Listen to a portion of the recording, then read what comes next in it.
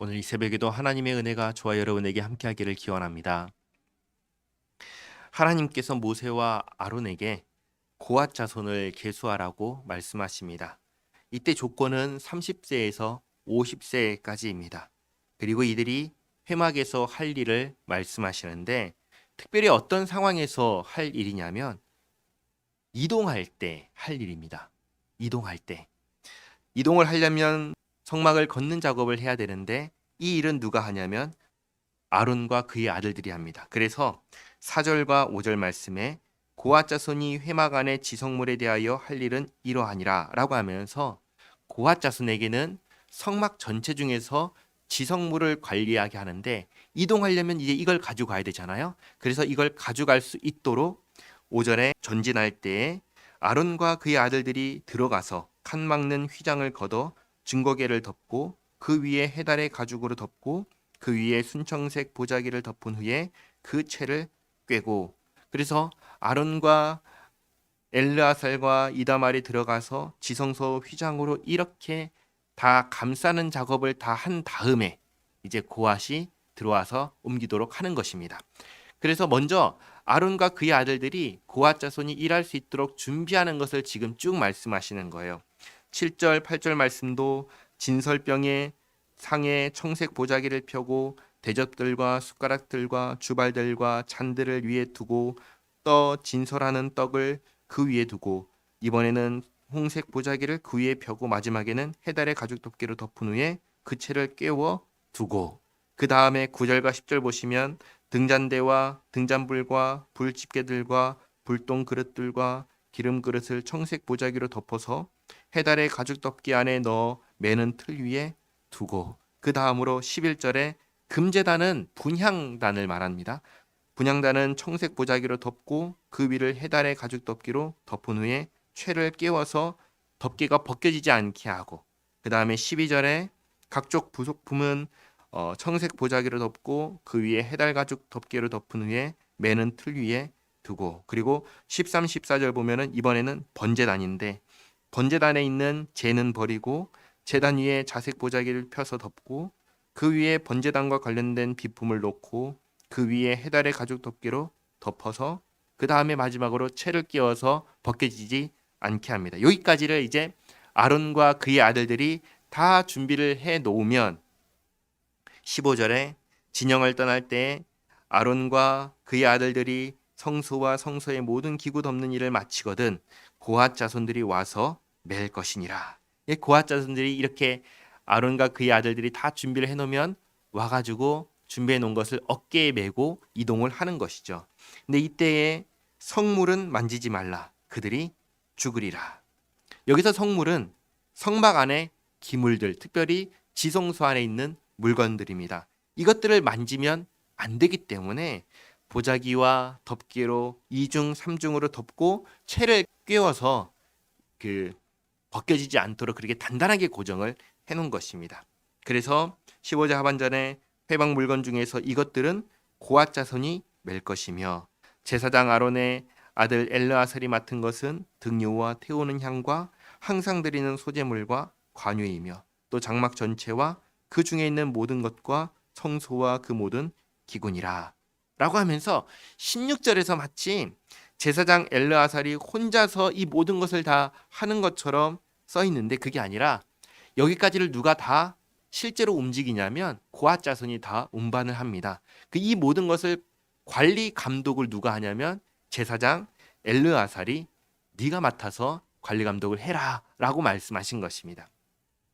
그 다음에 이제 17절부터 보시면 여호와께서 또 모세와 아론에게 말씀하여 이르시되 너희는 고앗 족속의 지파를 레위인 중에서 끊어지게 하지 말지니 그들이 지성물에 접근할 때 그들의 생명을 보존하고 죽지 않게 하기 위하여 이같이 하라. 아론과 그의 아들들이 들어가서 각 사람에게 그가 할 일과 그가 맬 것을 지휘하게 할지니라. 그들은 잠시라도 들어가서 성소를 보지 말라. 그들이 죽으리라. 위에서 말씀하신 대로 쭉 해서 성소 안에는 아론과 그의 아들들만 들어가게 하고 고앗 자손들은 그 안에 들어가지 않고 그냥 운반만 할 수 있게 해서 생명을 잃지 않도록 아무도 죽지 않도록 그렇게 하도록 하나님께서 말씀하십니다. 여기까지가 이제 고앗 자손과 관련된 진영을 이동할 때 지성물을 운반하는 방법이었습니다. 21절부터는 이제 게르손 자손에게 하시는 말씀인데요. 게르손 자손에게도 똑같이 30세에서 50세까지 회막에서 복무하고 봉사할 자의 숫자를 파악하라고 하십니다. 그리고 이들이 이동할 때 회막에서 할 일을 말씀하시는데 24절부터 26절까지 말씀을 보시면 게르손 자손은 각종 휘장들과 덮개와 문과 줄들을 운반합니다. 그리고 27절, 28절 말씀을 보시면 게르손 자손을 맡아서 이러한 것들을 운반하도록 지도하고 관리할 사람이 누구냐면 이다말입니다. 이다말이 먼저 가가지고 준비할 건 없는 것이죠. 이들은 그냥 자기들이 하면 되는 것이고 이다말은 관리 감독만 하면 되는 것입니다. 마지막으로 29절, 30절 보시면 무라리 자손에게도 똑같이 말씀하십니다. 30세부터 50세까지 회막에서 복무하고 봉사할 자의 숫자를 파악하라 하십니다. 그리고 이들도 이동할 때 할 일을 말씀하시는데 31절부터 32절까지 말씀을 보시면 무라리 자손은 널판들과 띠들과 기둥들과 받침들과 말뚝들과 줄들 등 이런 것들을 운반하게 하십니다. 그리고 33절에 이는 제사장 아론의 아들 이다말의 수하에 있을 무라리 자손의 종족들이 그 모든 직무대로 회막에서 행할 일이니라. 그러니까 무라리 자손 또한 누가 담당하죠? 이다말이 담당하는 것입니다. 그러니까 고앗 자손은 엘르아살이 담당하고 나머지 게르손과 무라리는 이다말이 담당해서 회막이 이동할 때 이렇게 일을 할 수 있도록 진행을 해라. 이 말씀을 하시는 것입니다. 잘 보시면 이동하고 성막에서 복무할 때 가장 조심해야 되는 직무를 맡은 사람이 누구냐면 고핫 자손입니다. 잘못하면 생명을 잃을 수가 있기 때문에 특별히 모세와 아론에게 고핫 자손이 끊어지지 않도록 신경을 쓰라고 말씀을 하신 것이죠. 그리고 상대적으로 덜 위험하지만 보다 무겁고 힘든 일을 하는 자손은 게르손과 무라리 자손입니다. 그러면 이제 한쪽은 목숨 건 일을 하고 한쪽은 무겁고 힘든 일을 하니까 이렇게 딱 봤을 때 고앗 자손이 생명을 건 일을 하니까 이들보다 더 우월하고 더 낫고 그러냐 했을 때에는 전혀 그런 것이 아니다라는 것입니다. 모두 다 똑같이 하나님의 성막에서 하나님의 말씀을 따라서 복무하고 봉사합니다. 이 점이 중요한 것입니다. 우리는 이것을 기억하시면 좋겠습니다. 우리는 다만 역할이 다를 뿐입니다. 그리고 그 모든 역할은 다 하나님을 섬기는 것이 목적입니다. 그러니까 하나님을 잘 섬길 수만 있다면 어떤 역할이든 사실은 관계가 없는 것입니다.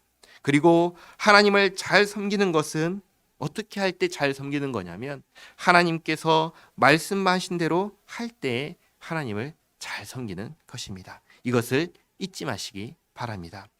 하나님을 잘 섬기는 사람은 하나님의 말씀에 순종하는 사람입니다.